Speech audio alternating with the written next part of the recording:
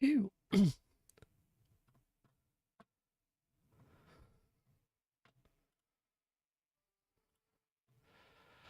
I think I'm live. Certainly should be. That's not what I'm doing.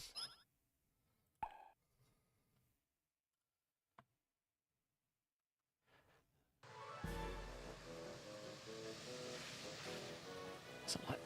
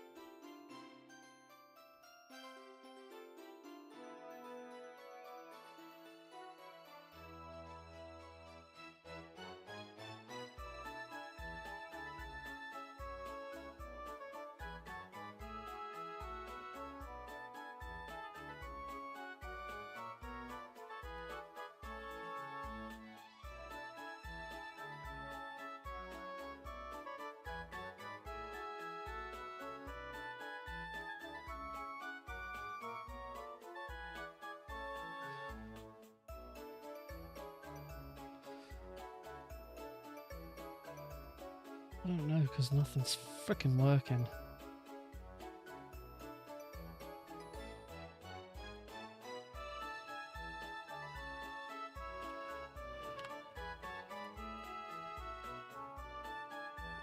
I think...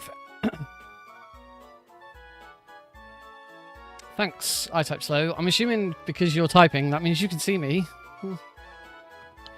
So I'm really struggling with a few bits at the moment.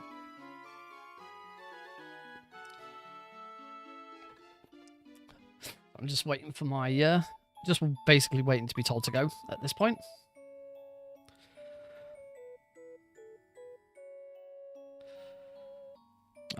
I also can't edit anything. Like the stream name and all that is completely incorrect. I did not give myself a lot of time to prepare for any of this.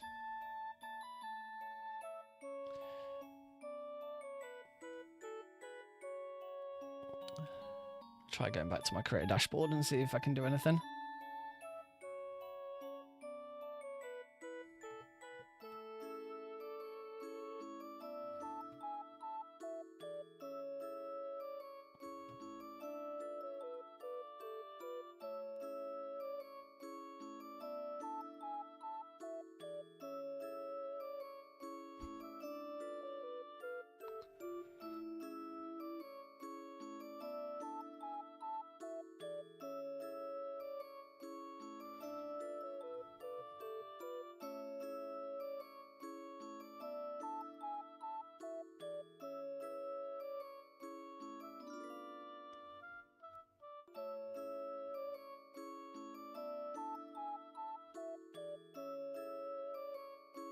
Hey, good evening, Nick. Yo. Could you please get me a stream on Discord? Yes. If it's okay to you, so I can keep the track of the game in real time and help you commentating it. Of course. There we go. That should be... I feel so dedicated this evening to this. Oh, and I have the game audio, that's perfect. I just did commentate Amur's run on Klonoa 1.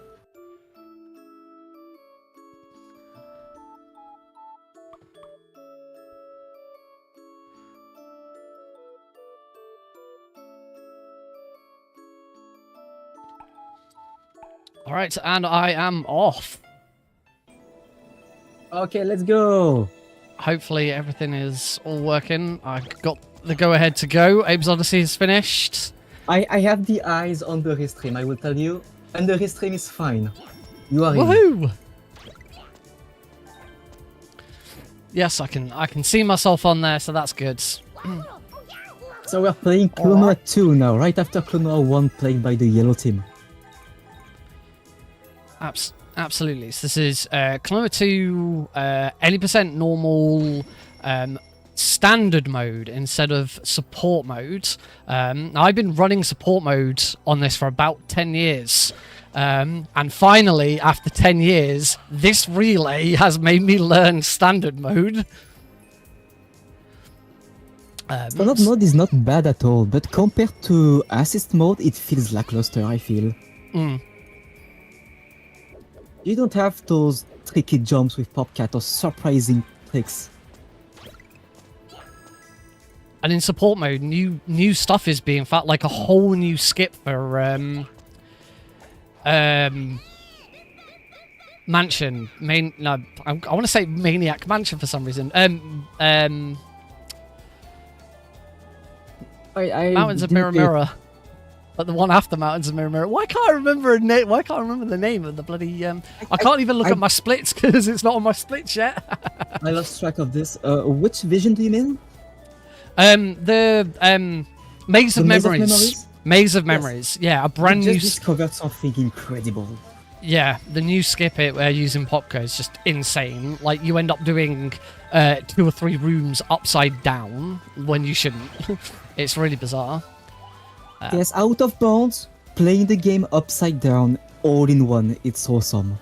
It's so crazy. It looks dope. I haven't had a chance yet to give it a go, but I will be doing it at some point.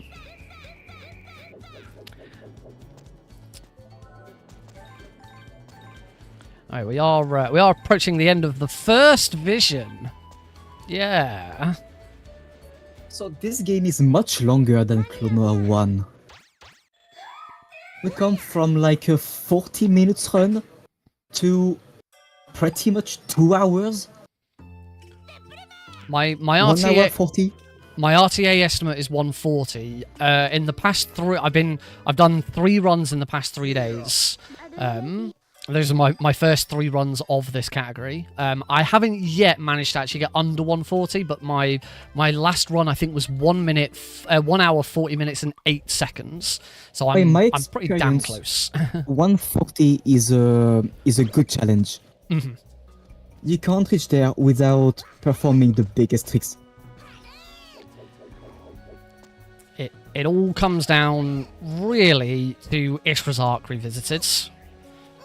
One of the latest levels. Which we will come to in quite a while. 1 hour. More than an hour, actually. More than an hour from now. It's one of the latest visions. And one run killer. Oh, let's grab that flying me. So early on in Klonoa 2, I don't feel like you really have to concentrate too much. It's not really until you get to Jolian Fun Plaza that you really need to start worrying about what's going on. You're kind of on autopilot for the first few levels. Yes, I agree. Jolian Fun Park is where you can have the first trick jumps. You have to be aware of what's happening, as you said, to be quick doing the puzzles. And then you have the Underground Factory, where the fun begins.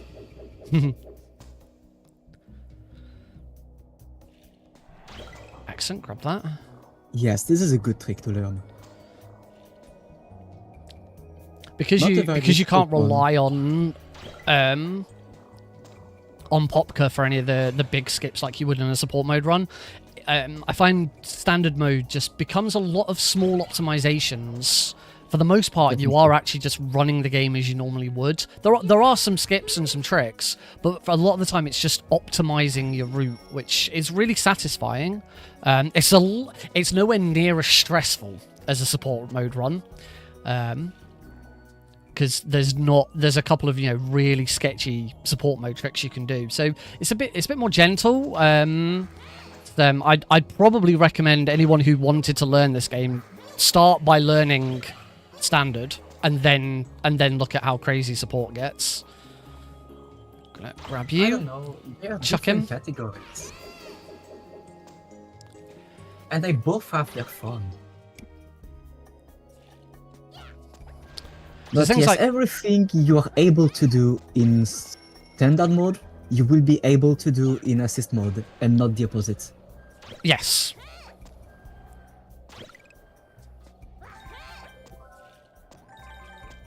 So that was a good example of how the game is a 2.5D game.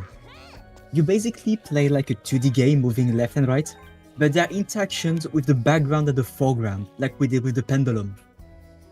Hitting further back on the stone pillars. It's a beautiful game. And we're playing the remastered version. The Fantasy Reverie series, it's just an absolute godsend. It's so much nicer to play on PC than it was on PS2. I also enjoy it a lot. Okay, oh, that was a good RNG. That was Polgar not a good is throw. my own black beast. Bosses in this game are tied to RNG as where the moves will spawn.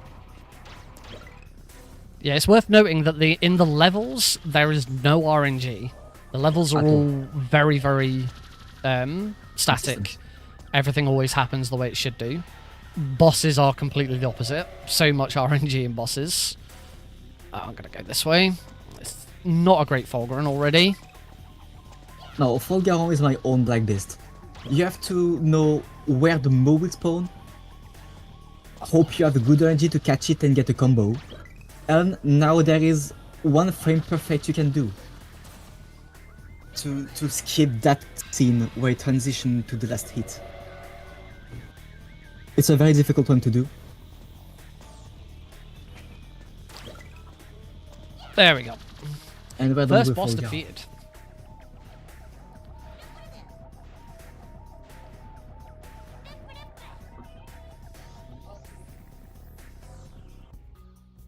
There's our main antagonist. There goes our main antagonist.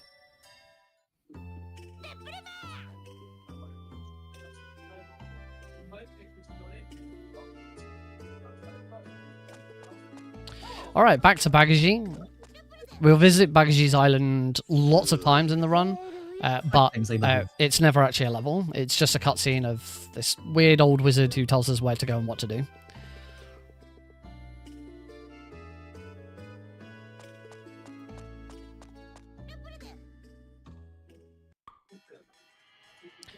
Now we head over to Joliant, and we actually get a choice of which way we go. I always do it in the same order. I'm going to go and do Jungle Slider first. The reason for the choice is that in the previous cutscene, Tat the cat stole the element we got from the previous level, and then split into two parts and run off into different parts of the park. It doesn't matter which level you do first.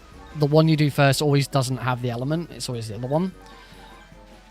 And there's not really much to say about Jungle Slider, to be honest. In fact, all of the Slider levels, there's no tricks, there's nothing really you can do to speed up apart from making sure you hold the direction you're traveling. Do you notice I've got every the time right you button input held? left or right, you lose a little fraction of time. It's basically finding the optimal way to just hold forward. Mm-hmm. Even taking damage is not that of a matter. I believe you can spam the catch or the jump button to recover your momentum. And we are on audio on the restream. And unfortunately they come in the Jungle Slider, as we just said, some lame levels to commentate.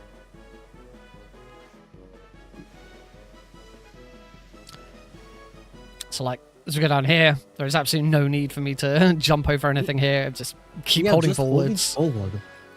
The optimal way. Little tiny turns. The tiniest, the quickest.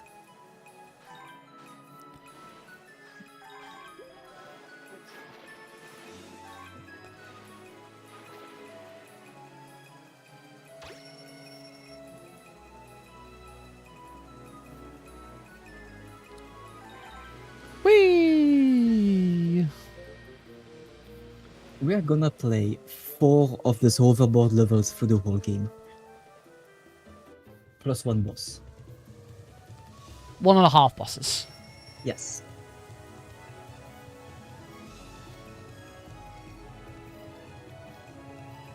They are a good time to chill before a more difficult level though. I like them for this. At least the music is hype. I love them. It's one of the main reasons I love this game, because the soundtrack is just amazing. The whole soundtrack. Nothing is wrong in Klonoa games. Both Klonoa games.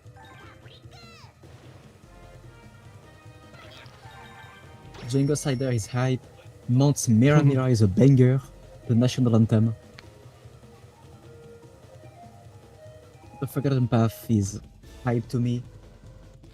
Alright, now we have to catch Tat. So no matter how optimized we are, we can't catch that on the first half of the slide.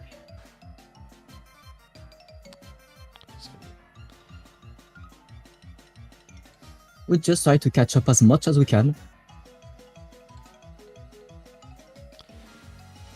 So it'll be shortly after this turn that I'll be able to catch her. Him? Her? It? I think that is confirmed as a her, a she.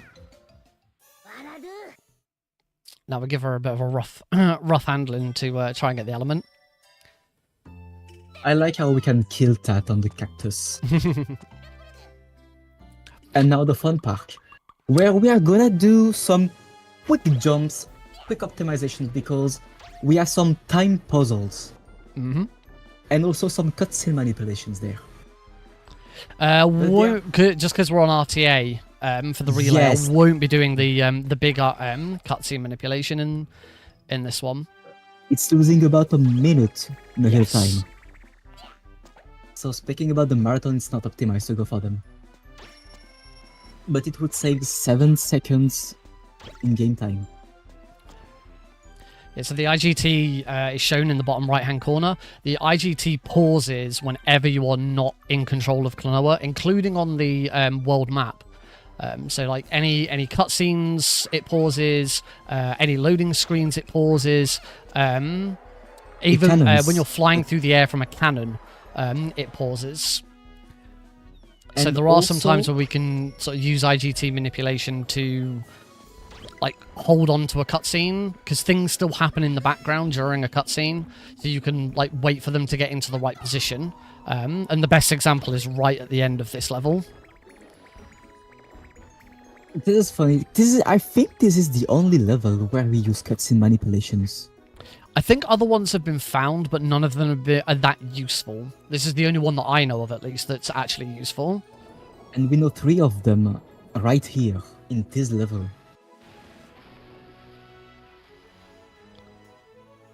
One for the boat early on, the second one we are about to get to, and the third one is at the very end. So this jump can be done without grabbing the Moo, but it's very, very difficult. I've never, in all my practice, I've never managed to land it. There are a few tricks in the game that I won't be doing. There's one really big one in a couple of levels' time that I don't go for. It is in the world record. It's an insane trick.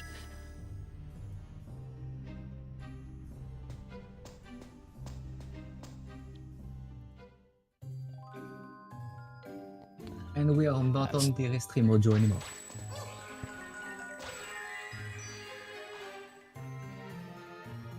So that was the first of the puzzles of this level.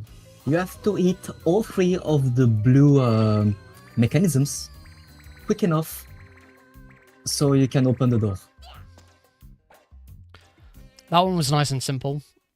They start getting a bit more tricky. Whoops. Whoops. Just wait for that mood to respawn. Go. Throw that at that. Throw that at that. And here's where you start getting some more of this, optimization. Grabbing that helicopter, bringing it into here. And just break that next room. Oh no, that's unfortunate. Damn it. Oh. It's difficult because you've got no vision as to where it is. You can just spam A at the start of the room. You may go further, but you can't be There we go. late. Not a huge loss. No. Regarding a single Klonoa run, because the game is long, that would not matter that much. And this is our first mini-boss, the Ghost Balloons. Very easy to do. You can catch kittens even before they are on the field, using the background to catch them. Shoot 3 of them to the Ghost Balloons, and it's done. Very fast and easy. And we're moving to the last section of the Joyland Fun Park. We will once again have to catch Tap. It's white side this time. So here's where the cutscene manipulation would come into play if this wasn't an RTA timing.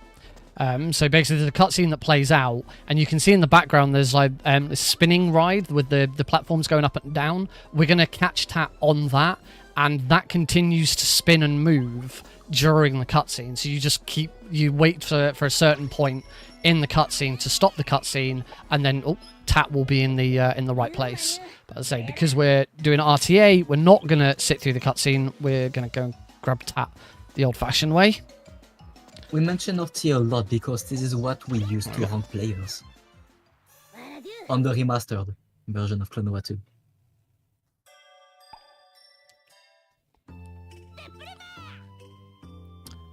It's got one more hurdle to get through in Julian, which is, of course, a boss. My favourite and least favourite boss at the same time. Favourite boss for the character. I love Leptio. I love the sounds he makes. He is ridiculous. I hate his mechanics. Definitely. Probably one of the most painful bosses if you get something wrong. You can lose so much time if something goes wrong with this boss.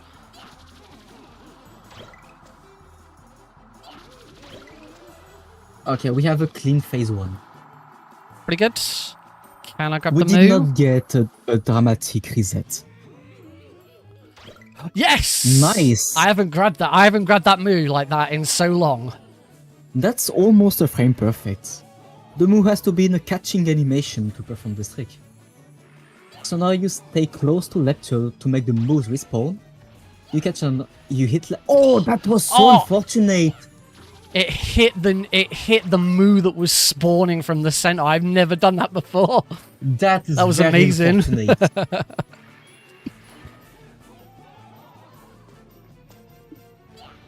That's not very lucky. Even with that, this is still a pretty clean Leptio. I'm pleased with this. It is.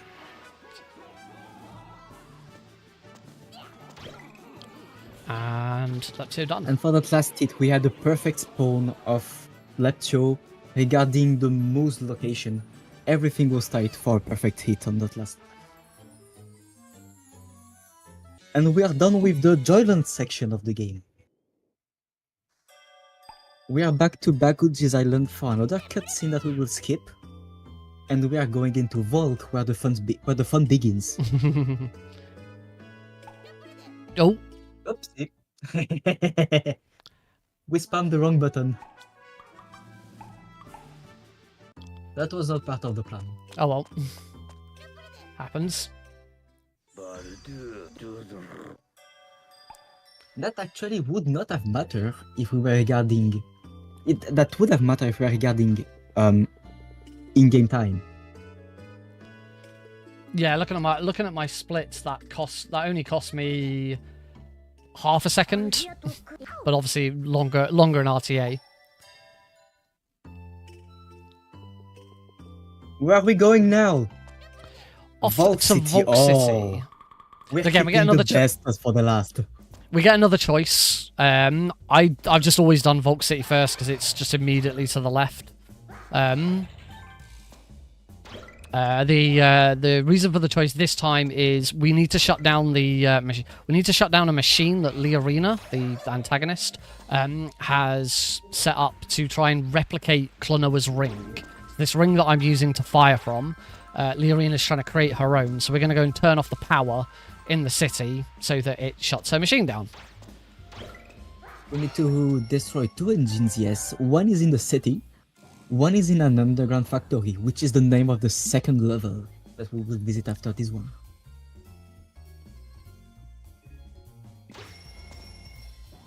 So Vault City is a pretty straightforward level. Introducing the Jetimo mechanic. Oh no, actually no, that was introduced in the fun park.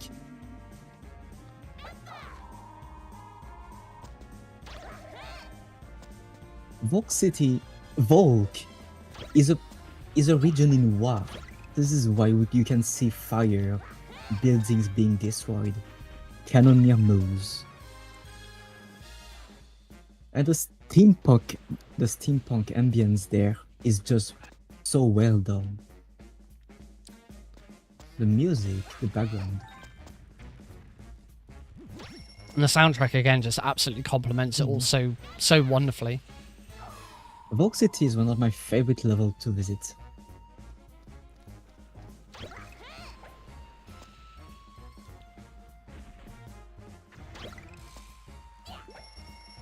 Oh, we take that checkpoint. This part of the level is a bit tricky. You can fail it without even noticing. It's a bit quicker not to take the checkpoint and keep the cannon move that I had so that I can bounce over. But in a marathon setting, I'd rather play it a little bit safe. Oh, whoops! Rather play it a little bit safer.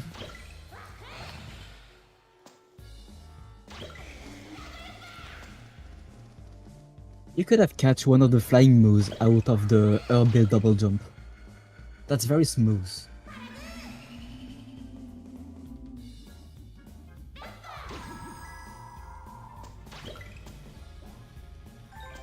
Nice. Yeah, so this level introduces the Herbill mechanic. That blue electric move. When you catch one and double jump with it, you go much higher than with a regular double jump.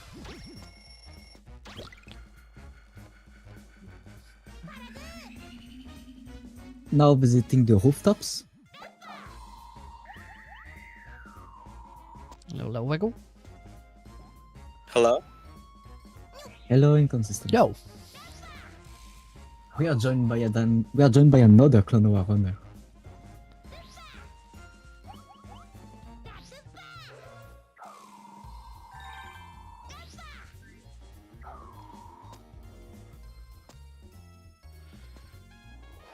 I really need to I really need to turn the full stream audio off.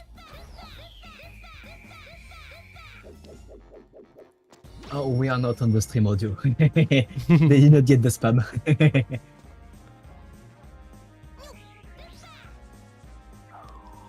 Actually, with the delay, maybe we got it.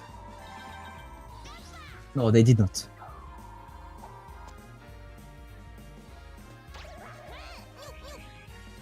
Oh. Oh, that was a bit too late, unfortunately. Would have been nice to grab that, but oh well. I can say that compared to my... just because of that Leptio fight, I'm actually 30 seconds ahead of my current PB. 30 seconds? Nearly 30 seconds, which is nice. Unfortunately, this wouldn't be a valid run anyway, because I forgot to put an FPS counter, FPS display on. But, oh well. There's always next time. Display a proof that we're running with 60 FPS.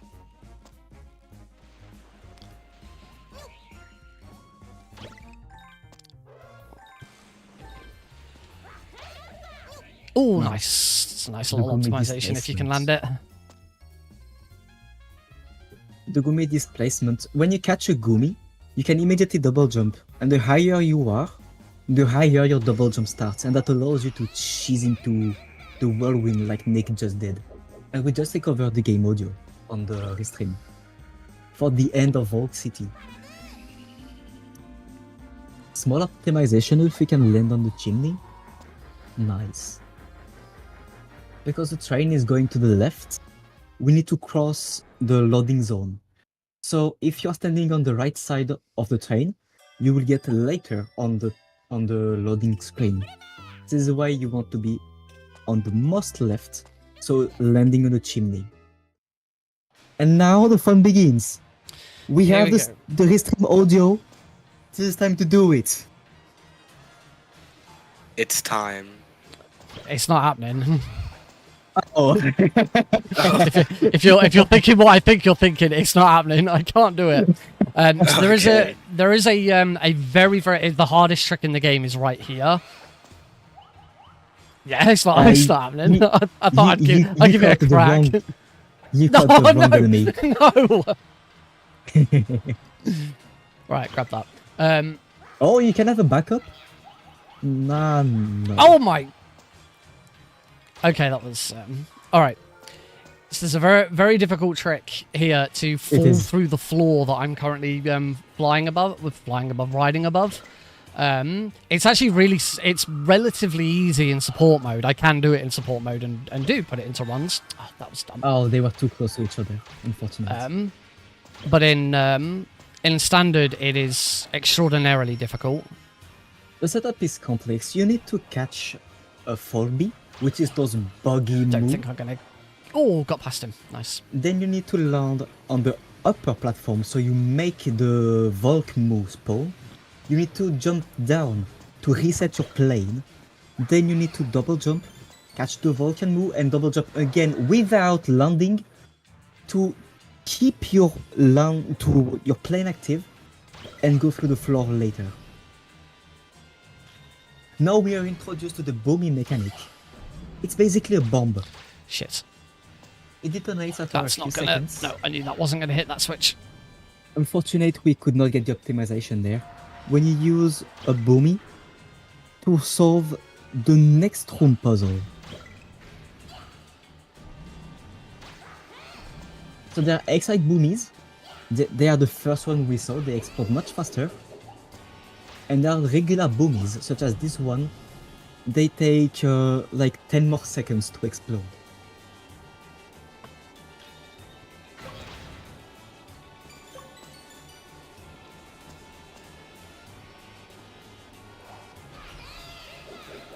Also, that room can be completely cheesed when playing assist mode.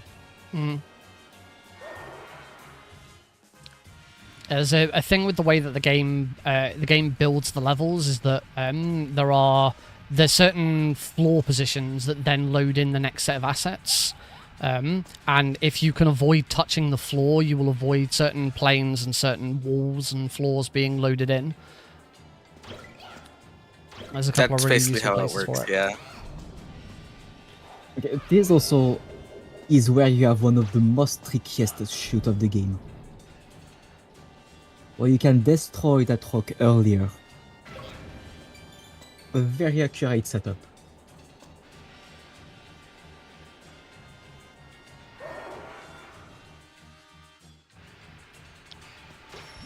I promise I will actually do a trick in this level. In the next room? Yes, this room is the one that I will actually do. Okay. So I love this one.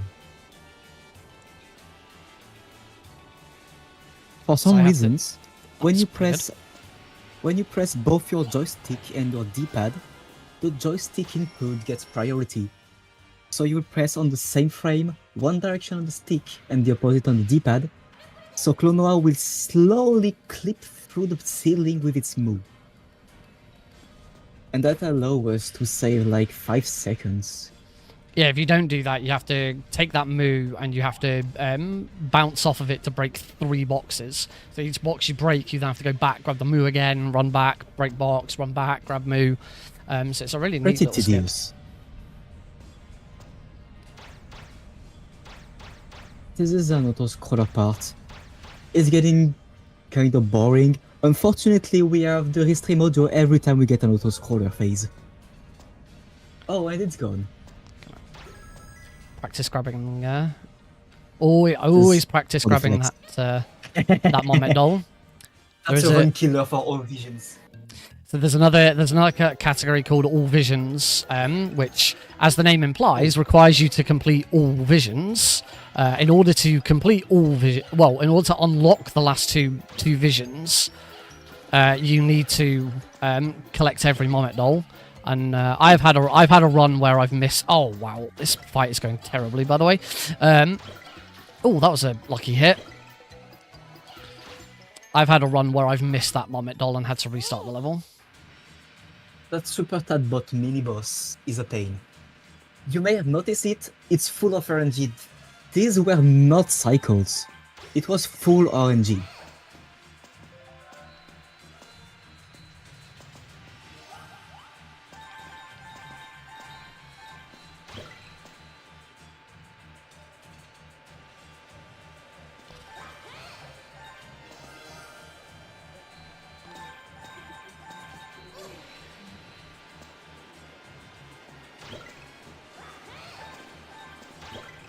Nearly done with this level.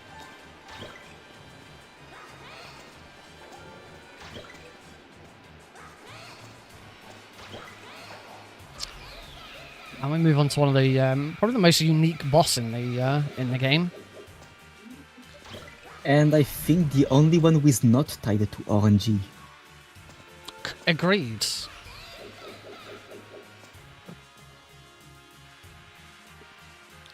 Are you going for the BSG? Probably not. Okay.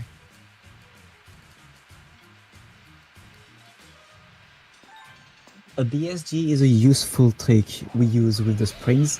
BSG standing for Big Spring Jump. When you press both jump buttons at once, you jump very high, just like Nick did. Allowing Don't mind to if it only chase takes me that 2 last attempts. room and get the cannons. 2 attempts is still saving time compared to the vanilla strat.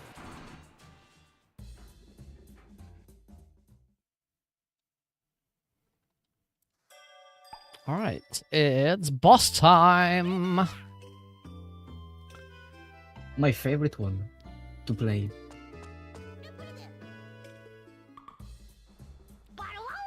There are a couple of tricks you can do with this boss to speed it up. One is like insanely difficult. I'm not actually sure if it can be done on the Fantasy Reverie series version. I've never seen it done on Fantasy Reverie.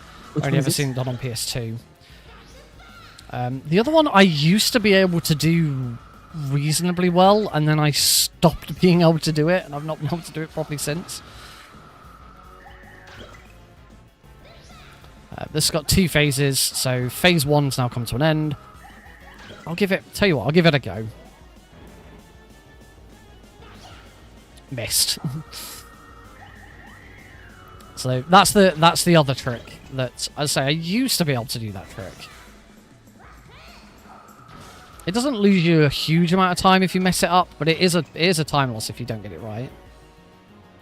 So we'll just do this the old-fashioned way to finish. And one last hit. There we go. So funny enough, Biscarch is the only boss in the game who is not tied to RNG.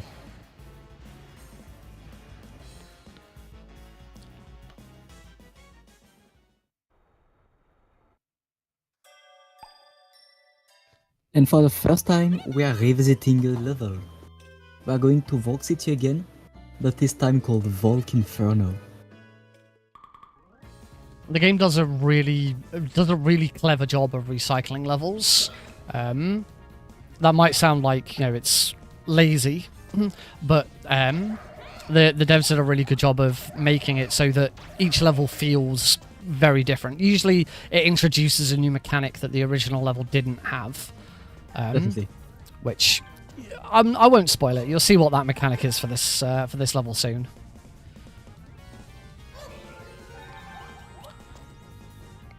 The main difference with Vulcan Inferno is everything is on fire. So basically, to explain the story here, we turned off the machines, we defeated the security bot, and now because the power has gone off, there's nothing stopping the presumably nuclear reactor in the city from not going into meltdown. So we now have to go and turn back on at least one of the machines so that there's enough power to stop the entire city from blowing up.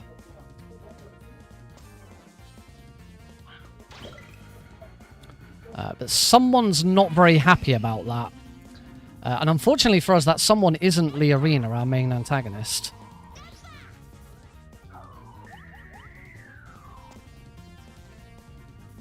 And this now is the main gimmick of that level. Biscash is not dead.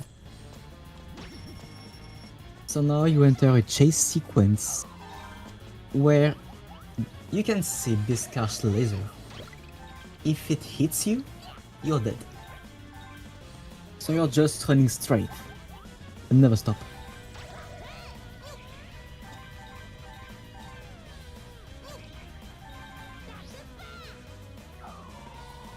Scripted catch up there. Oh, nice. Random BSD, I like it. I like it. It's annoying because there's some like that one where it actually doesn't really matter if you get it or not, and others where it's really important to get it. And I tend to get it first try on the ones that aren't important.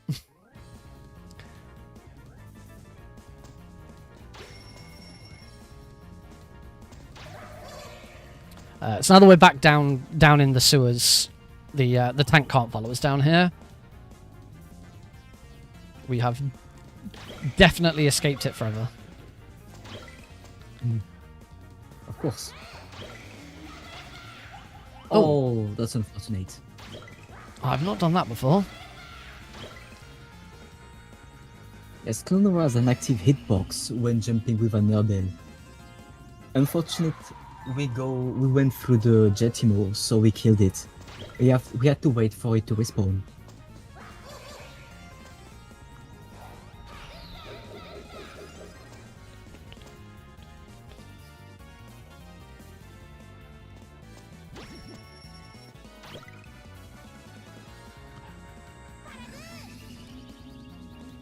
And back to the rooftop. This time with an invisible wall there. The game wants you to take the checkpoint. And then Biscash is back for another chase sequence.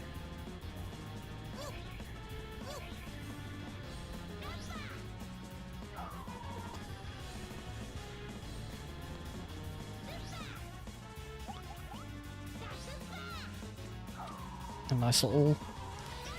Same little optimization there from the first time we did the level.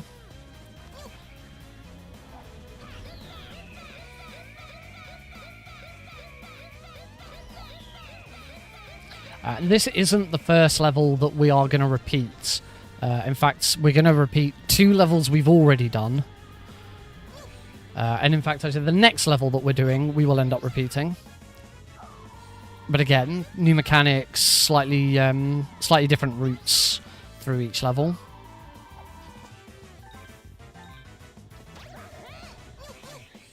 Bounce. Bounce. Bounce. Let's do a little wiggle there, just to be on the safe side.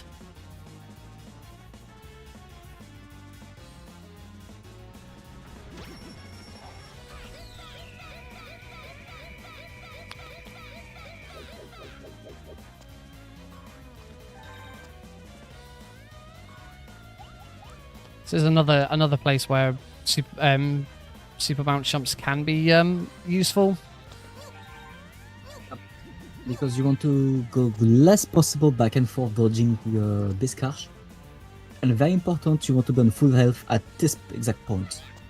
So you take 1 damage there, and 1 last when entering the final room.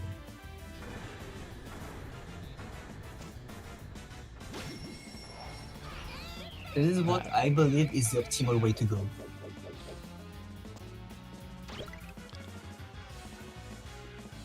And that is the end of the level. There's So Biscash is dead. Spoiler alert, he crashes into a train. And we are now done in Volk. So once again, it's back to Bagaji. leading us to the next destination.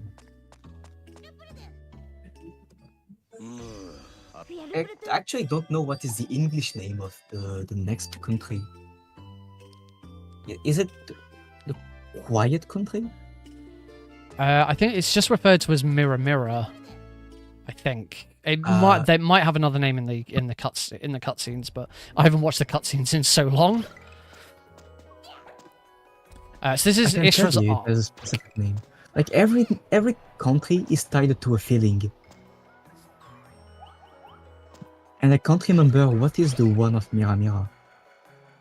So we are now in Ishra's arc. This level is beautiful, the most beautiful in my opinion. I agree. Color-wise, music-wise, everything is perfect there. And it's a pretty long level, so we can just sit, relax to the music. And that's perfect because the restream is on our point of view. So they can chill with us to the music.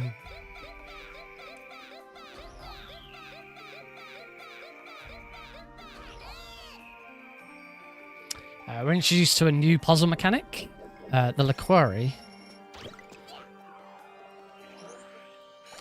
And that's how it works. Use the liqueur to break these big jewels. Every time you throw at an enemy, it changes color. Throw the right colored liqueur at the right colored jewel, and it'll break. So after 2 enemies, it turns blue. We can now get through blue. After 3 enemies, it turns red, and we can get through red, and that's it. There's no 4th. In fact, I think if you throw it at a 4th enemy, it turns back to yellow and starts again. It stays red. Oh, it stays red. It stays red, yes. There's actually an exploit that's... you can do it on the Maze of Memory, easy support mode, I think. Or easy standard as well. Where you can get a liqueur and take it with you to the end of the level. It's a red liqueur but can destroy a blue crystal. So you actually need a liqueur that's on a higher level or equal to the jewel to destroy it.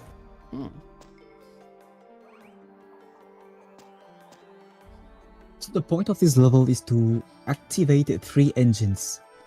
We need to collect a key to open the engine room, and in the engine we need to get a liqueur to the red level to enable the engine. And then we get away to the second one and repeat, and we repeat it again for the 3rd engine.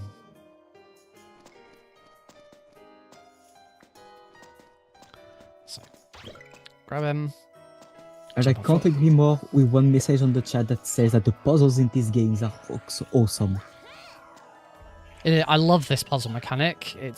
I don't think I've ever really seen a mechanic that works like this in any other game. Oh, helps if I actually land that jump. There we go.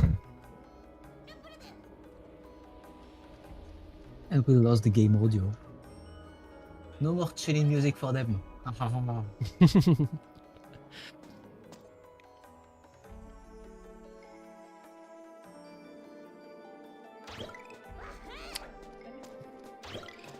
So make our way back the way we came. Throw a new enemy at us.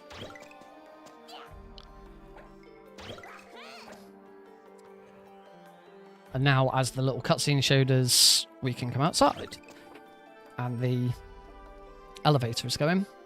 There is a really cool trick to skip the first engine if you're doing support mode. Support mode is incredible to watch. It's such a fun trick. It's like the first major speedrunning trick I ever learned for this game. And yeah, it's a bit sad that we don't get to do it in standard mode. But it's as I said before, it's less stressful because you don't have these really crazy tricks.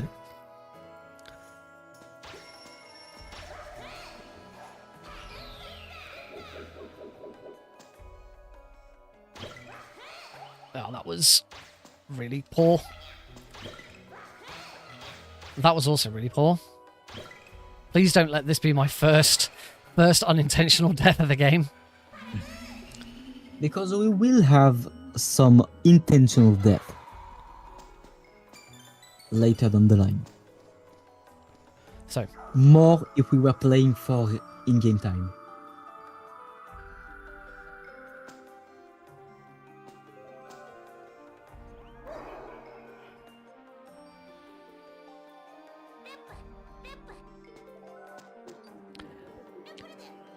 so just as before, rinse and repeat. We grabbed the key, we came into the engine room, now we're going to turn the engine on.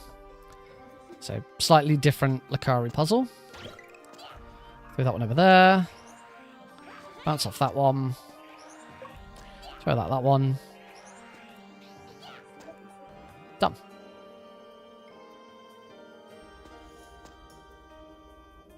One more time. We've just got one more engine to do, and then we are done in Ishra's Ark.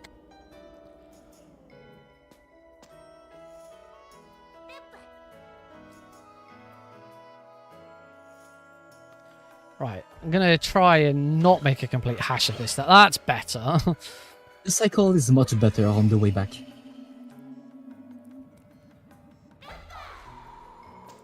Make sure I run all the way over to the left to spawn a flying moo at the top there.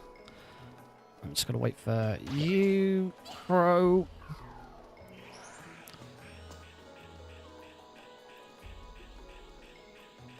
Throw that one. And that's our 3. So that's engine number 2 activated and the propeller going. Make sure I don't die jumping over. That is a very, very costly death.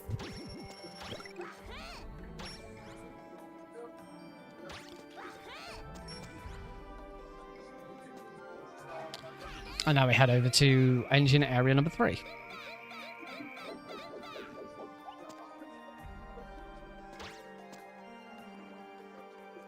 This one has some tricky sections. There is a death warp here if you are playing for in-game time, where you have to snipe the checkpoint through the gap.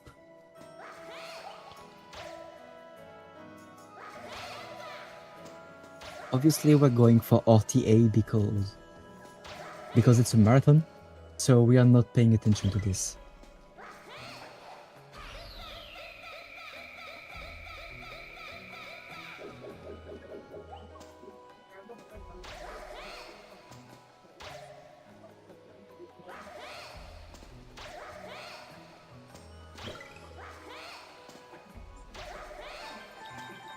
Smoothly done.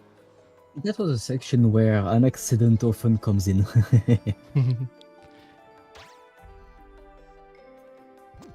We were brave enough to go through without a checkpoint.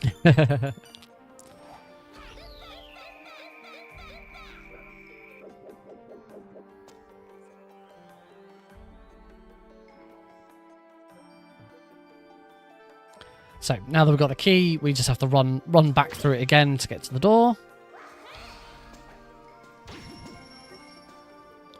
Got that now. And here we are, engine room 3. One more engine to go. And this one's pretty straightforward.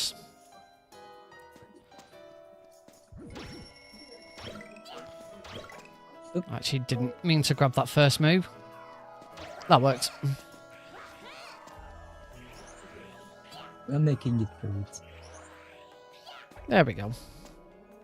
So now that started and we can get up to the last switch. There's a little trick to getting up to the last switch a little bit quicker. Hopefully I'll get that right.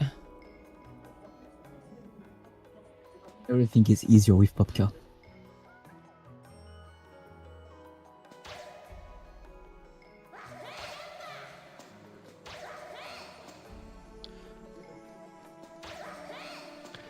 Of course, now that we've started the engine, all of the mechanisms in the level have now switched on.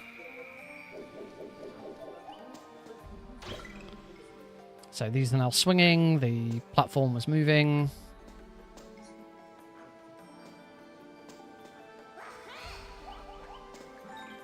Check with that. And once again, we were brave enough to go through without the checkpoint. We're back on the restream audio. Yeah, grabbed him. So Oh, I think They join in for the national anthem. There we go. Done. And we're moving to Mount Mira Mira, and everyone is headbanging to the music. Oh, if our audio's on now, that is perfect. This is the best music track in the game. They have the music. Yes! Make You're gonna them love this, listen. folks! Make them listen!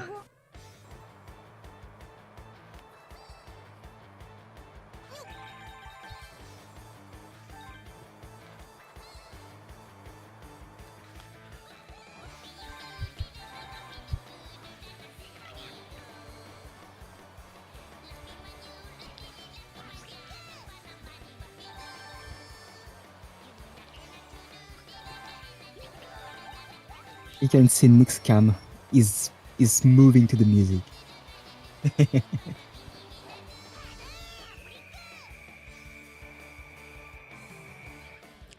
So this is literally the press forward tunnel. You just hold forward there and you make it through without any problem.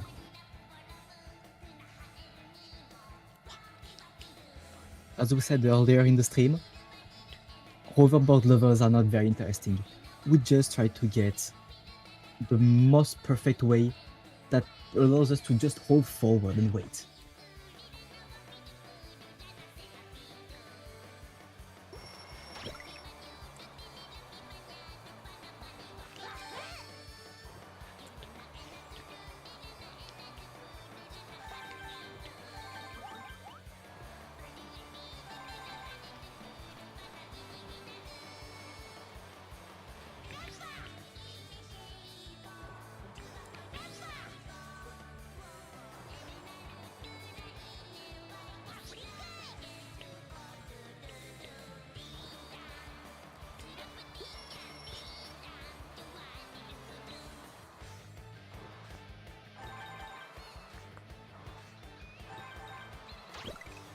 The chat is vibing.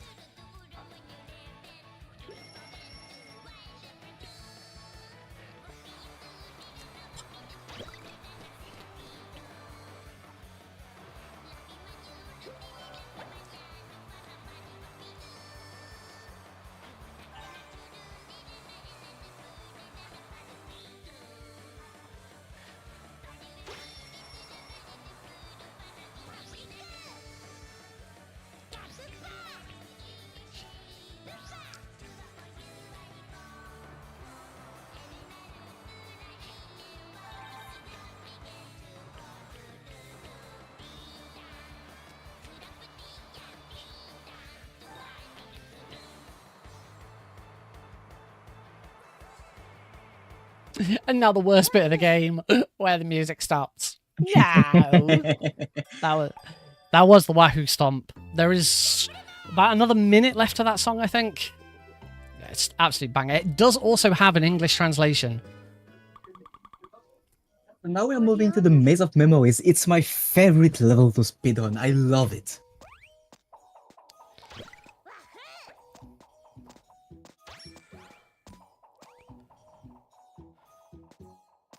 The game does a really nice job of pacing itself out. You know, we had Ishra's Arc, which was a very puzzle heavy level. So to then give the player a break, you get that really sort of pumping Mountains of Mirror Mirror, snowboarding, and then to complement that, we go back to another very puzzle heavy level, but the tone shifts quite dramatically. I think the game is paced so well as a result. This level has a lot of tricks. It's beautiful to watch and to play. And even more with assist mode, because we recently discovered, as we mentioned earlier, an out of bound that leads to a situation where you would play some consecutive rooms upside down, completely cheesing the puzzles. It's so weird and it's awesome. It's so new in this game, I love it. So this one's quite an interesting trick. A difficult jump, I think. Nice. There we go. Completely bypasses that whole puzzle. Which is Really really good good because timing. I have no idea how you do that puzzle casually anymore. Yeah, me neither. It has always been a mystery. When I replayed the game casually, I don't know how I did it, but that was not the intended way for sure. There's a different way of doing that puzzle with support mode, which is even wackier. You actually grab the Laquari and throw it through the floor. For some reason, a piece of the floor is missing some object detection. So the Laquari goes through the floor and hits the boomy. And then whilst that's happening, you use Popka to get up to the ledge. And we can now appreciate the flex room, as we like to call it. This room is full of chain jumps. You can flex your skills there. Oh, nearly missed that one. That wasn't too bad, actually. Nick is killed. That was a good one. Pretty pleased with that. It's so satisfying to play. It's another room where if something goes wrong in that, you can lose quite a lot of time, particularly if you fall off. So yeah, pretty pleased with that one. Yeah, the platforms are moving, so you're never sure where you will land. And now that last section that's called the Museum of Memories. It's a giant puzzle. Even when speedrunning it, sometimes it ruins my brain. Yeah, in standard mode like this, we're actually going to run this completely as you would casually. This is the correct solution for doing this trick. The only extra trick in it really is this: if you throw a boomy and then leave the room, the boomy will explode. Correct. Which saves a bit of time waiting for it, but also because we go out of a room and into a room, that's 2 loading screens where the IGT pauses. So a nice little time save. So this is the only difference with a support mode run is in support mode we'd immediately go and grab the Laquari, because we could just support mode jump up to this boomy, but we have to do this the normal way. So grab the boomy, take it back to the Laquari. When playing easy mode, you can not play that, because you can carry a previous Laquari through the flex room and get immediately to destroy the jewel. So that. Have to make sure that the Laquari is back in my hand before I go through the door. If you go through the door before the Laquari returns, then the Laquari will just pop when it reaches the door. And so you have to repeat the whole process. And that is Amazing Memories. An incredible level to play casually and to speedrun. Prolonged! Now, prolonged! Oh boy. Oh, Indecision, I think. Is it the name of the country? Oh, maybe that's what. Yeah. That would make sense. Okay, Kingdom of Indecision. So Palonte's in 2 phases. The RNG comes from... In phase 1, as you can see, the RNG comes from where everything spawns. So we have to get these speed up icons, and then once I've collected 3 of them, apart from that, it's pretty much straightforward. So speed up, hit him. We just do that 3 times. Phase 2 can be a bit of a run killer if you're on, if you're on PB or world record pace. It's a matter of 30 seconds. I'm currently 18 seconds ahead of PB, and I know for a fact my PB had this done correctly. So the same thing's going to happen. We're going to have to speed up and get around a load of obstacles. But instead of bumping into Palonte at the end, he's going to spawn a bunch of surfing moves, and I'm going to have to throw them back at him. In order to get this done in 1 phase and the fastest, I have to throw every single one of these moves. I can't miss. 5 life points. You got it. Beautiful. That is how it should be done. And the RNG was nice to you. That's perfect. Yeah, with the when the surfing moves come towards you, the first two are fixed. So always there's one on the right and one on the left. The right one always comes first. The last three is completely random how they approach you, and if you get bad RNG, you can have one on one side and one on the other, complete opposite side, and you have no time to get between them. So yeah, RNG was good, and I handled that well. So that's really nice to get that done. And their speed varies sometimes. Yes. So sometimes you're in a situation where you can't catch the second move, and you have a pack of 4 moves to combo to the boss. Yeah, if you don't It hit, can be very stressful. if you don't hit all of them, you slow right back down, and you have to go through, grab the three speed up things, and repeat it. So this is a matter of 30 seconds. Not just like Can I get Kusha, this we nice are now little trick? recycling the second level of the game. Oh, almost. I got You the, had it. There's a little trick. I think that's the only place in the game where it's actually useful. Where as you come out of a cannon shot, Cannon you, or a loading zone or any loading zone. if you jump just as the animation comes to an end, you actually jump in the air. And as I say, I think that's the only time in the game where it's useful. If I'd done it correctly, I got the jump, but I was unable to grab the wasp or bee Really, or whatever that jump it is. boost is useful in almost every transition screen because it cuts the end animation, so you can take control of Klonoa a bit earlier than what you should. That bit I didn't know. Well, you can just spam the button to get it right. You won't miss it a lot. And yes, you can just do it almost every time. Just in this place, you don't want to do it because the loading screen gets you in a slope that's going down. So just moving forward will be faster than jumping. You will have better momentum. Oh, I like this catch.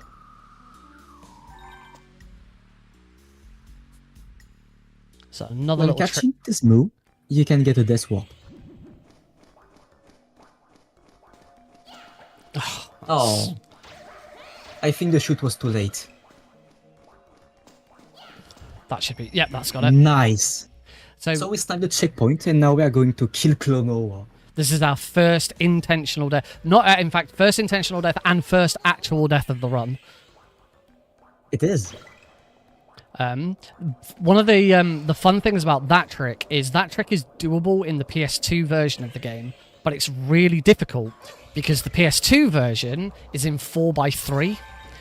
Because this is ran in 16:9, that trick becomes a lot easier. Oh, nice! I got the super bounce to keep the. Oh no, I didn't. Oh, no. That was annoying. The game cheats. Okay, that should beat him this time. Nice. There we go. This is a very, very small optimization. It saves like less than half a second. Just means that I don't have to wait to grab that move that just dropped down. I believe. I never experimented it. Maybe when double jumping, you can get the Likoi onto the move, so you get a new Likoi to use. Don't BSG there. Oh, that's a mistake. No, the moves don't spawn if you BSG. Oh, I've never seen that happen because every time I've come to do it, I've never made that BSG. That's the first time I've actually got it right. You have to land where the checkpoint is, otherwise the moves won't spawn. Remember it if you're playing all visions. That is very useful to know.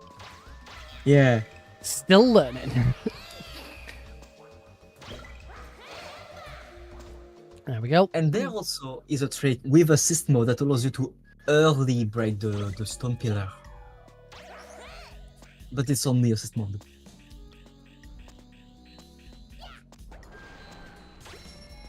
Which I talked a minute ago about a trick being easier on the Fantasy Reverie series. The trick where you throw the quarry early at the stone pillar. I cannot do it on Fantasy Reverie. I used to be able to do it Oh, you can't? very reasonably consistently on PS2, and ever since jumping over to Fantasy Reverie, I've never been able to do it.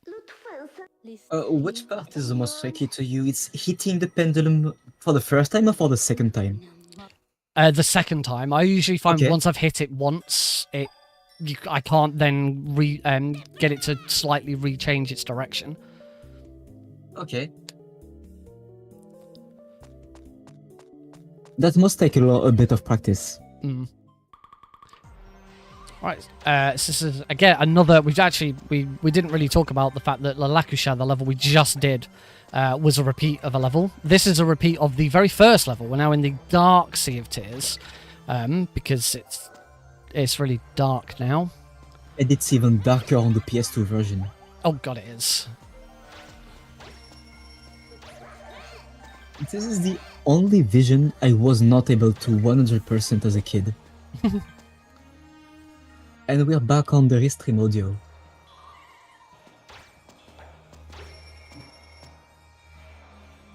Oh. Play around with the 2.5D there. I love it.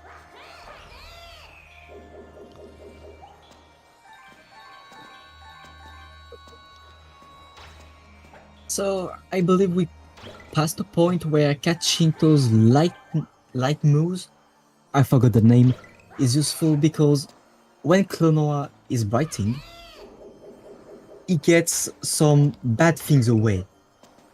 If Klonoa stays too long without catching that light move, he will lose his lights and he will be hit over time. Which is something you don't want to happen because you can just quickly die to it.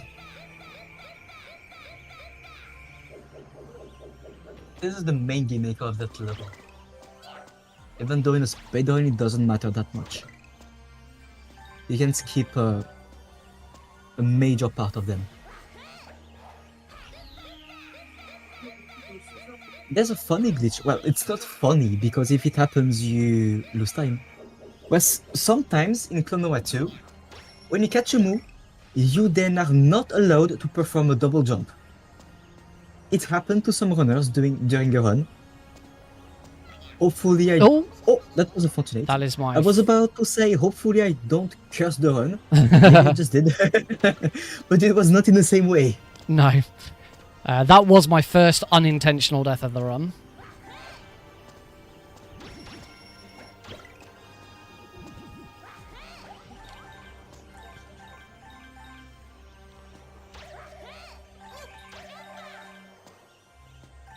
We're nearly done with this level. A couple more rooms to go. This level is the nightmare of the 100% runners. Oh! Oh no! It's a very difficult take when not at full health. Oh. Yeah, I should. You can get through. You can get through this with only taking one hit, but it's there you go, and I just did it.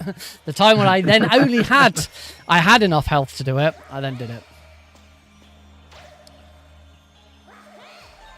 The Dark Sea will be the curse of this run. And it has to be when we have the stream, the audio on the stream, of course. Of course we do. This is the last room. Yep. Oh, we did not get the Gumi displacement. Whee. We can go from the first to the third one with a Gumi displacement. I'm just not very good at it. Oh, that was a nice jump boost. All of those Dreamstones, the last one you saw on the slope, they are the nightmare of the 100% runners. If you miss any of them, you have to restart the complete level. Because, yeah, if normally you just take a death and go back to the previous checkpoint, there is nowhere to take a death from at that point. Just one of the reasons I haven't tackled 100%. Oh, me neither. This is our penultimate board level. There will be one more board level after this one. And again, there's not really much to say about this one either. There really isn't anything special about any of them. They're a bit more interesting if you're doing all visions or 100%, because you've got collectibles to get as well. But outside of that, you know, in an any percent run, it's just don't don't die. Particularly if you're playing on hard. This one's a bit of a nightmare on hard because of the very end of the level. Yes, you need to slow down.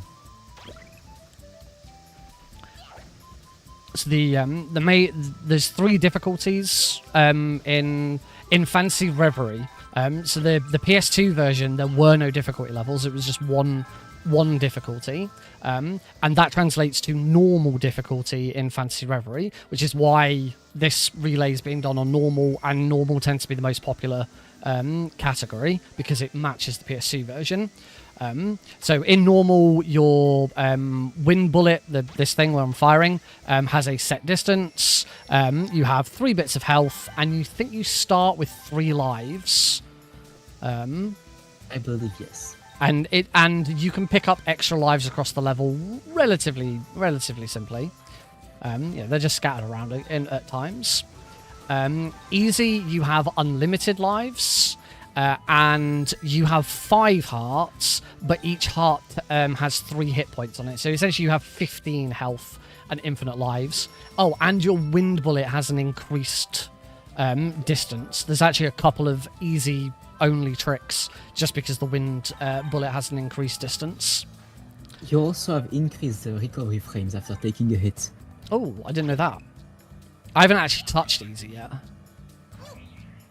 Now, on the other hand, I have touched hard. Hard is 1 hit only. You only have 1 health. It's not funny. You start with you only start with 1 additional life, and there are very limited extra lives scattered around the levels. The game in normal mode, it doesn't really matter in easy because you have infinite lives. It does have a catch-up mechanic where if you start losing too many lives and you're low, it will deliberately put an extra lives in your path. On hard, you get none of those. There are none just lying around. There's some in the eggs that you can find. And of course, you can get one for getting 100 gems. But the 1 health aspect of hard makes that section just there with the falling statues very annoying.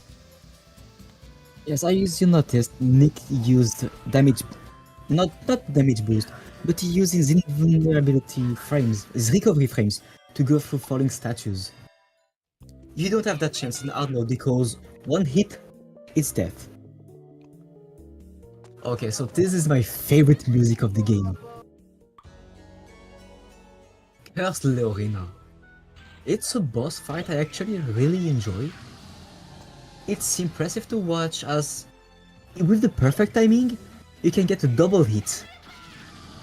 You need to start a double jump exactly when Leorina will hit you. And the music is a banger.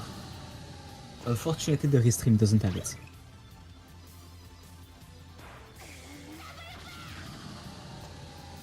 And one last hit to go through the phase 2. I'm gonna play that bit one a bit safe. There we go.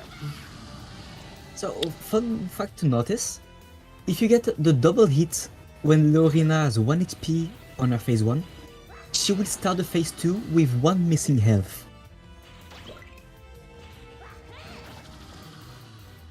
That is also new to me. We learn every day. I have managed double hits in the past. It is very tricky to get. Yes.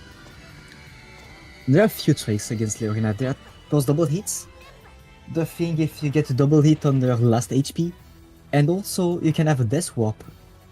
So if you die during the transition animation between phase 1 and phase 2, you skip this animation completely. Which is saving game time.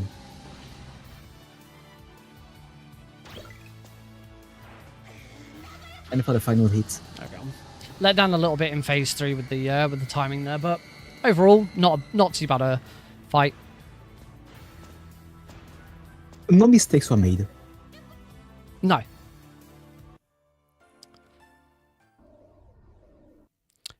And now is the most difficult level. This is the longest level in the game. Isn't it the Kingdom of Sorrow? It's not. I always thought it was Kingdom of Sorrow, but I think it's Kingdom of Sorrow is longer if you don't get all 3 engine skips. Okay. Which I almost certainly won't get all 3 of them. Actually, the Kingdom of Sorrow feels longer to me. It's not as stimulating as the Ark Revisited. So earlier, we played the Ishra's Ark. Basically, we are back there, we activated the engines, and now we need to shut them down by making them exploding. So I believe Nick, you will try the Death Warps.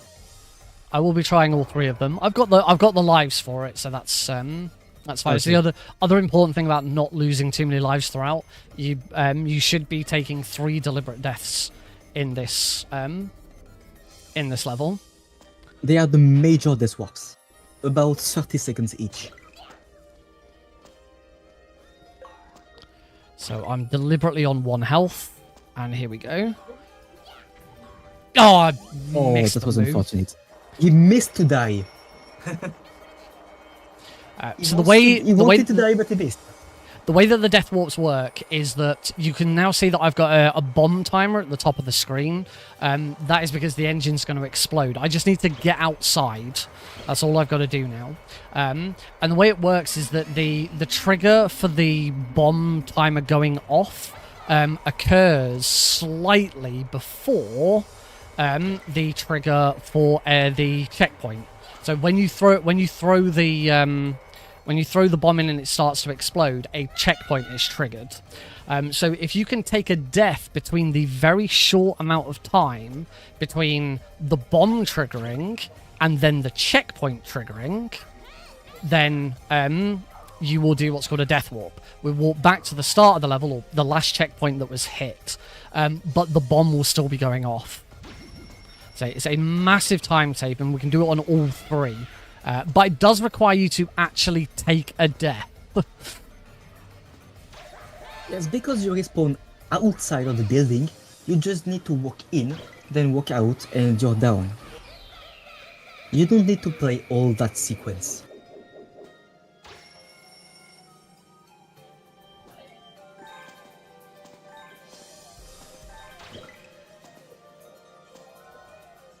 And also, small bonus, if you do the Death Warp, you recover all your health. That's a big time loss if you do not throw that second boomy at the first one and explode it. I believe you can just die and reset the room. I don't know if that saves time. It just takes a while to die at that point. There's a gap just next to you. So the point is how long does it take from your last checkpoint to that booming.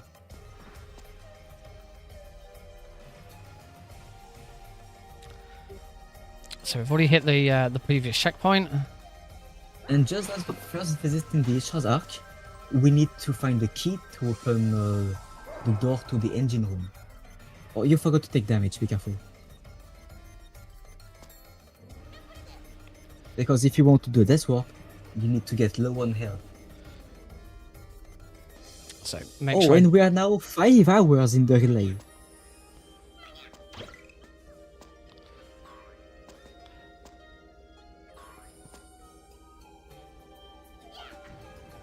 That's probably too slow.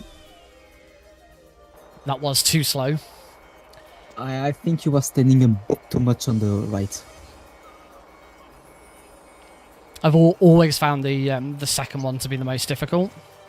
Unfortunately, Yes. I've always found the first one to be the easiest. Yes, I agree. The timing on the second engine feels weird.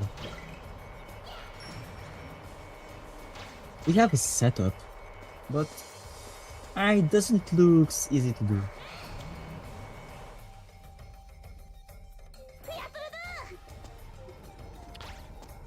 The third one is a bit more annoying on standard mode instead of support mode. There is a trick you can do to get up to the ledge that you need to throw it from. But if you can't do that trick, and I can't, because the timing for it is like ridiculously tight, you have to go all the way around. And on your journey all the way around to get to it, there's a heart. Oh. So you need to take 1 extra damage.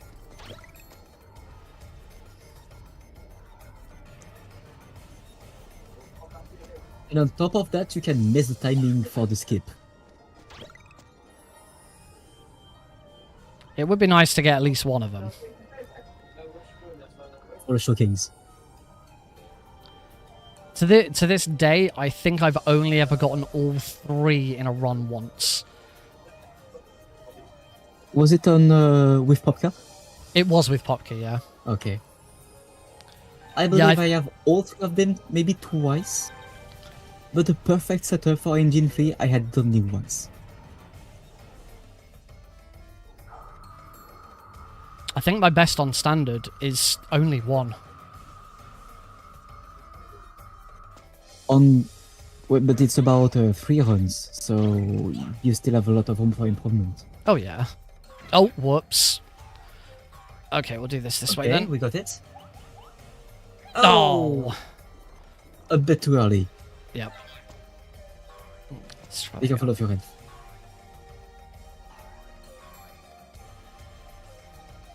There Nice. we go.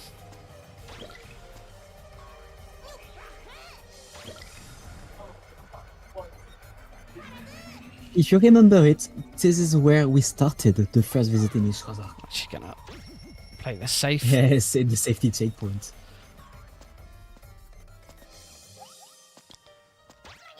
Oh, thanks for that. The presence of mind to take the checkpoint. It mattered. There we go, and that's game starting to give me whoops, I actually need that move. Game starting to give me pity lives because I'm running out. Which I'll take. We still got one more intentional death to go.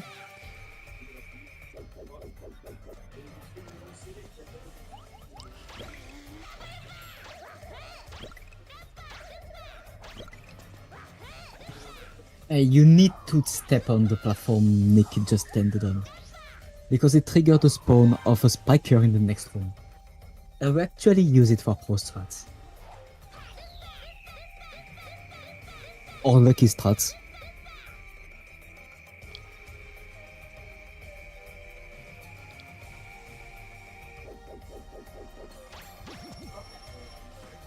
Okay, so because that spiker spawned, we can just do that. Right. Do you just jump over the spiker, turn around and throw the boomy to the spiker? Yeah.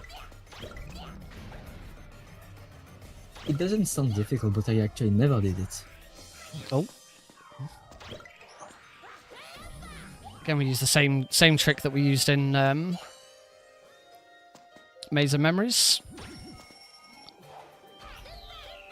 And we are now in the third entry room. Oh, this is one of my favourite little skips in this bit. I love that trick. I never did that. And I love it.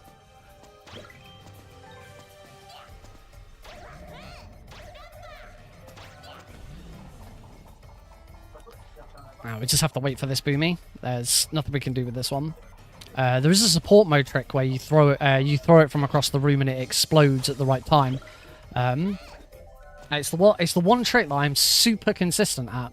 Most tricks in this game I am not consistent at all, but that one I'm usually pretty good with. A little bit of play around with this boomy.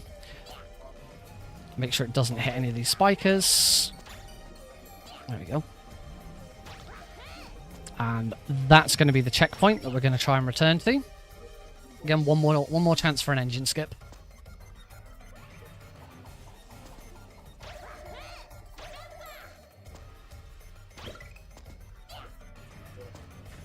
The setup is very difficult. The timing to do this warp is okay, but the setup is very, very tough. Or you're on full health. Be careful if that matters.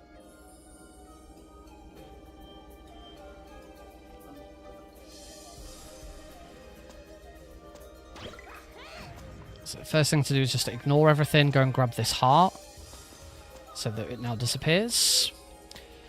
Take 2 hits. And now I need to throw those 2, grab that one.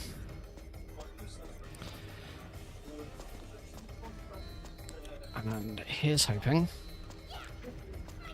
I think that was too slow because I didn't land on it. I landed on the floor.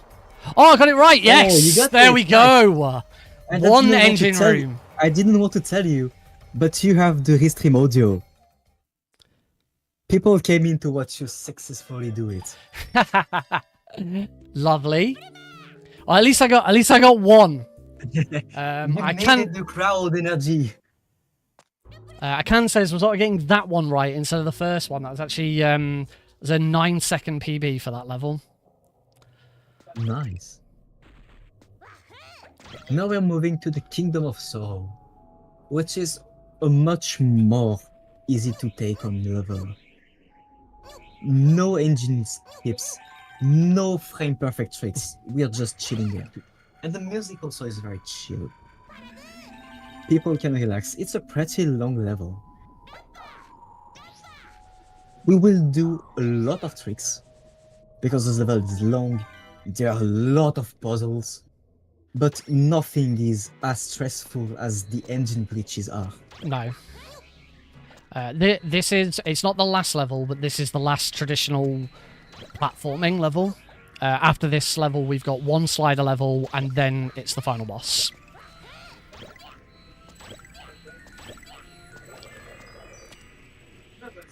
And I talked about the pacing of the game as well. I think the difficulty curve of the game is also really good, because throughout the entire game, you've learned all of these different puzzle mechanics. You've learned about the Laquari, you've learned about switches, time switches, boomies, and other stuff. And this level really throws everything at you, and it goes, right, have you been paying attention to everything you've been doing throughout the game? Because we've got some interesting puzzles for you to have to solve. I like to say it. If you know how to play Klonoa 2, you basically know how to speedrun this level. Mm-hmm. There are no... Oh, that was a big loss. Slippery floor. That was unfortunate.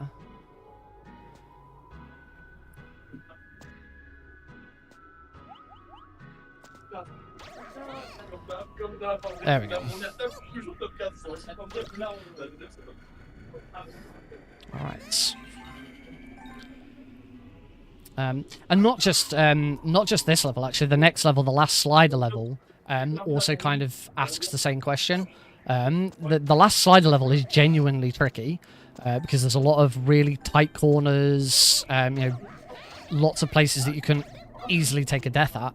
And the previous slide levels all been just a bit of fun, and I've said there's not much to talk about with them, and you just make sure you don't die. But the last one actually goes, mate, let's see if you were actually paying attention when you were doing those levels as to what you should have been doing.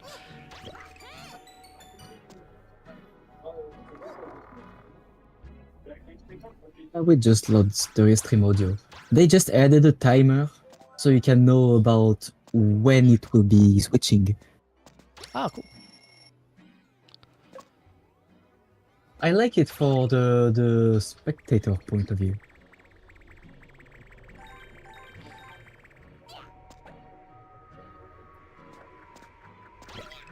Let's grab that double heart. Just play it safe in the Kingdom of Sorrow. There are no big risks to take.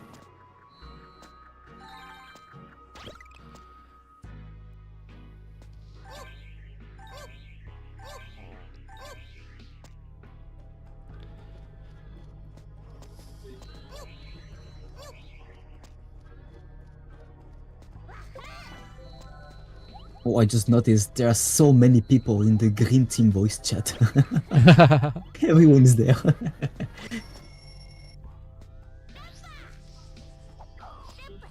I gotta say, for this being the first time this kind of relay's ever been put on. Well, I say ever, I mean ever been put on by this group. I'm sure some other relays like this have happened before, but the guys organising this have done such a good job. I say, considering it's the first attempt, it's going really well. To organize the teams to put on the stream, yes, they did a very good job. I agree.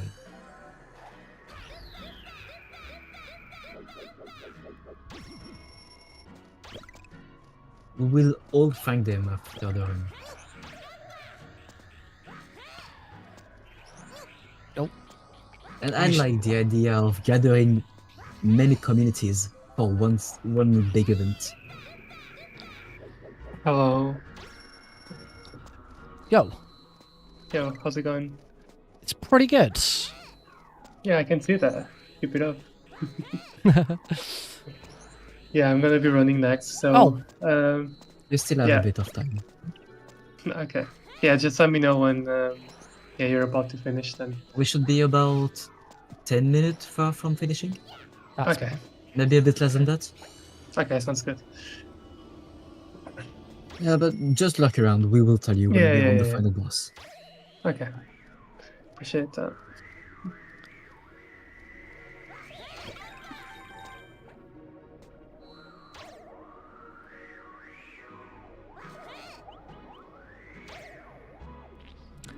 This is probably the most boring room in the game. My least favorite room in the game. This one and the auto scroll part in the underground factory. Yes. Because there is a blind spot where you actually don't need to move. You just jump over some flamethrowers.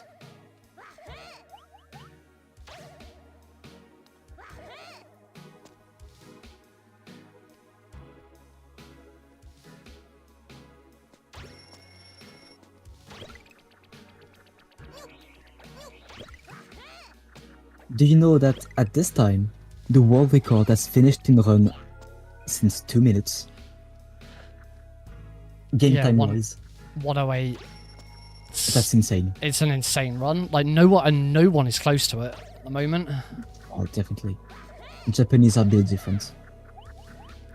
No, I've been going for that trick and doing it successfully every time. I think it's the most risky strat in this division. And we're going again. No! Okay, I'm not going to try it again. I'm going to run out of lives. The last 3 runs I've done over 3 days, I've got it perfect. Oh.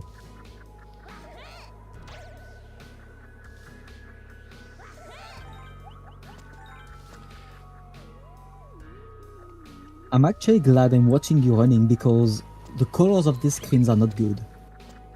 It's so flashy. Ready, catch? I actually grabbed the kitten.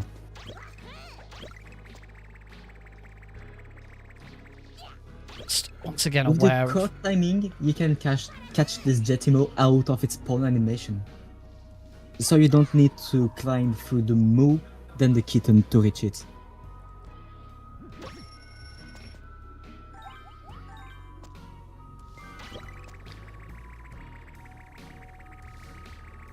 Was it introduced to the yellow Kiton or gold Kiton? Gonna get 2 of them.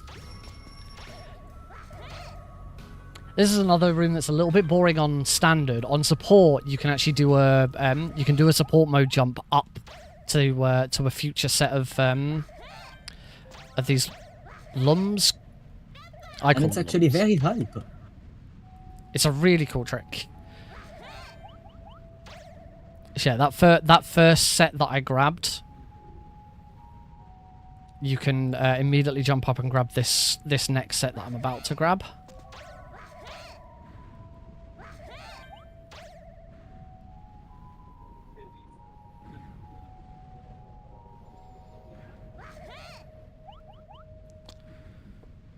I think we've got two more rooms of this level, and then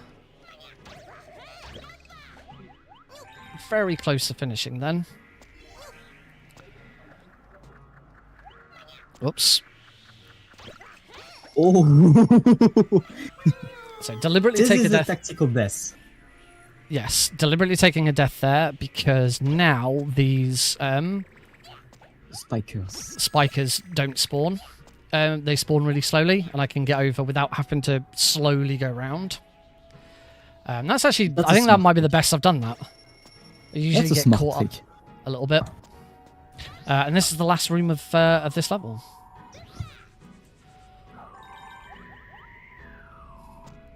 A bit of a boring one too.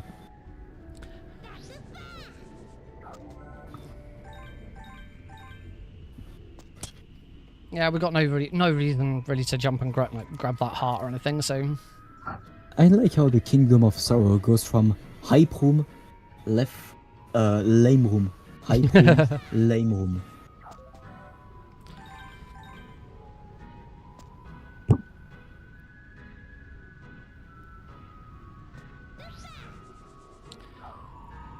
and that is it for the traditional side-scrolling levels.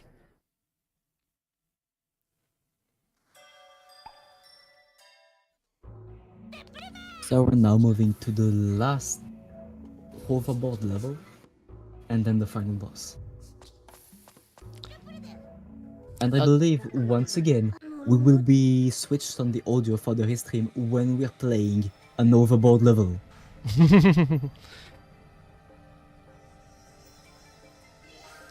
So pretty much straightforward as well. You just want to find the optimal way to just go and hold forward. No moving left, no moving right. Jumping is not wasting time.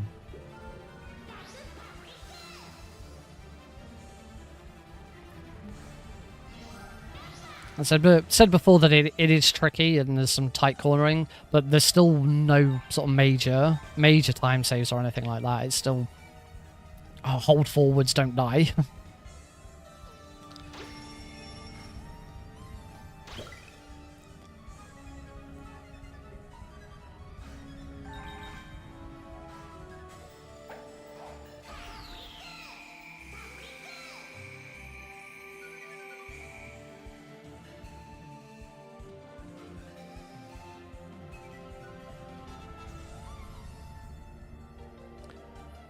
Particularly, don't die because deaths are quite punishing in this level. There's only 3 rooms in this one. So we're already in room 2, and there's no checkpoint here in room 2. So it's a very big time penalty if you take a death here. And it's easy to get one because you want to go as much forward as possible. So you will jump over as many gaps as you can, risking to die every time. I like those spikers. Their hitbox is so small. It is. It's really there's a similar set in Mountains of Mirror Mirror where the hitboxes seem to be like right in the center. So this is where this level can get a little sketchy if if you're not experienced at it. You can slow Klonoa down. I'm constantly holding forwards. If you let go of forwards, he'll go at a slightly slower speed, and he will completely slow down if you hold backwards, which you'd have seen me do in the Palante fight. But no, in this, we're just going to try and keep holding forwards as much as possible. But if you're playing this casually and struggling to get this next section's particularly thin and windy, then yeah, you just slow down a little bit. But yep, that's fine. That's it. That is all of the normal levels done. We are moving on to the final boss. The final boss consists of 2 sections. There is a slider section, so where we're on a board, and then a sort of traditional circular boss. And time is when I land the final hit on the final boss. So here we go. Terminus of Tears, our boss is the King of Sorrow.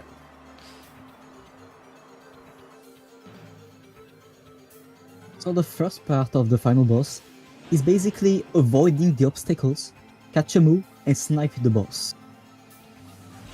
I don't think exactly how much hits it takes. That's 1. I'm counting them down, I don't care. And welcome back everyone on our audio for Team Purple for the final boss of Klonoa 2. Oh, missed that one. That one. It's not There's coming one up. in the end. Didn't waste me any time anyway. One weird thing about this boss is this thing that I'm fighting is not the King of Sorrow. The game does not explain what this thing is. That's true. Klonoa just, during the previous cutscene, you talk to the King of Sorrow, and then he puts you to sleep, and when you wake up, you're fighting this thing. I've always assumed it's some sort of security bot or something like that. Now we're going to fight the King of Sorrow. Atos, get ready. There he is. That's the King of Sorrow in the middle. Good RNG. So I have to shoot all these spheres until they disappear. There's 2 phases with this bit as well. Once I've destroyed all of these spheres for the first time, we'll have one more to do. You see he's only on half That health. was a nice one cycle for the first Yes, phase. that was good. This is it. Once I destroy these 2 spheres, it is game over, and it is 3 hits Time. per sphere, I believe. not quite so good RNG there, but one.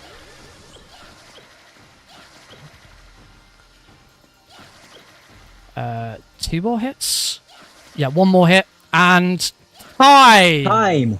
Go, go, go! GG. We are I'm done going. for Klonoa 2. Let's Woo! go, Artals, with Croc. Alright, let's go. GG's. Oh boy. A good one overall. I noticed 117. 117.39. The restream made a transition. There's an advertisement, but the transition is done. Let's go, Artals. Alright, awesome. Thanks. Good Good job. luck. Thank you, thank you. Yeah, it's gonna depend on this level right here, if I get the 10 life switch or not, so. Okay, so you're in. The advertisement is done, we can see the game running. Alright. Thanks. Ooh, that was a good one. Actually, I kind of messed that up. Not gonna lie.